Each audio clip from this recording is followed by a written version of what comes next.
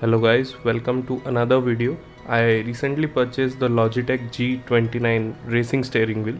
It supports both PC and PlayStation. So let's get into the unboxing, setup and first impressions of this product.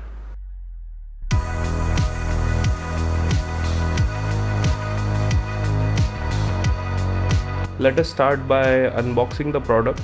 So let's open the box it came in. It seems to be heavy.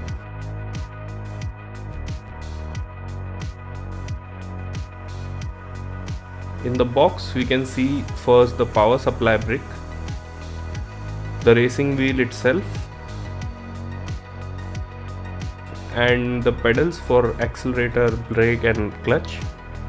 Along with that we also have the quick start guide and the safety and warranty information. Let's start by opening up the components one by one. Firstly, I can tell that they have good weight to them, so I'm expecting build quality to be decent, and I feel with this quality it can last for a long time. Only thing that will need to be protected is the leather covering on the steering wheel. Here is a closer look at the materials. Pedal seems to have a different type of connector similar to VGA.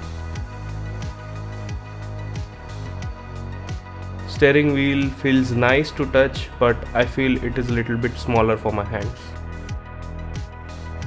Now let's see the components in much detail. As I said, pedals have a proprietary connector to connect it to the steering wheel. Only thing that I'm concerned about is the corner of the cable, which can bend and break easily. Other than that, the clutch and brake pedals have a realistic resistance. Accelerator also feels good. The pedals have a good metal finish which looks premium, and overall it feels sturdy and it properly sticks to the surface where it is kept. Now we have the power brick with a 2-pin connector and a barrel jack at the end, so it's pretty standard. Now next we have the racing wheel. As you can see, it has some vents at the back for some cooling and ventilation. Build quality looks really good.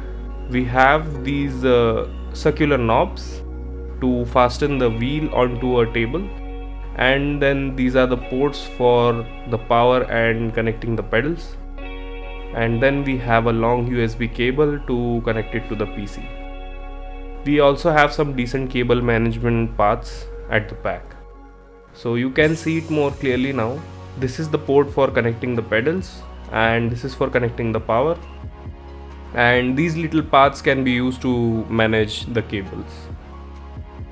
The leather finish feels good to touch, almost like a real car leather cover on the steering wheel. Keep that in mind that this is the most fragile part, I think, of the steering wheel. The PS buttons on the right feels okay.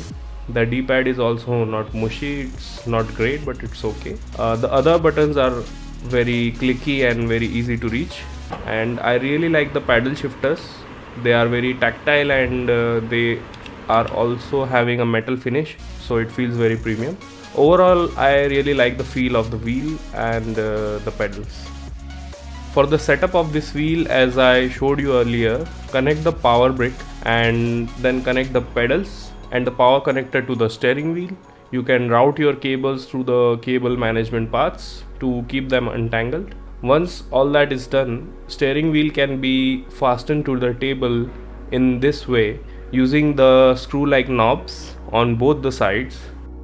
First, loosen it and then push the steering wheel inside such that the clamps are below the table surface. Then you can tighten the clamps through these knobs,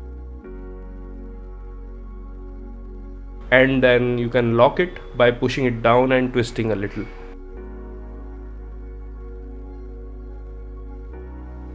Once that is done, you can connect the USB cable to the PC, and then you can see the steering wheel has started calibrating and is now connected to your PC. Now I usually play Forza Horizon 5, and on my channel you can find many videos and many live stream replays as well. Now since the game is starting, let's get ready for the first drive using our racing steering wheel. I have already done some configuration of settings earlier, so let's get started. quickly by driving. I will be uploading many more videos using this steering wheel, so please stay tuned for that. Now let's start. We are currently driving a Nissan GTR R35 and I can feel the feedback of the wheel while I turn it.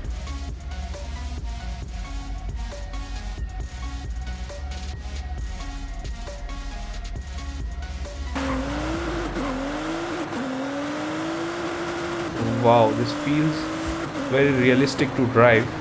The force feedback is also very good on the wheel.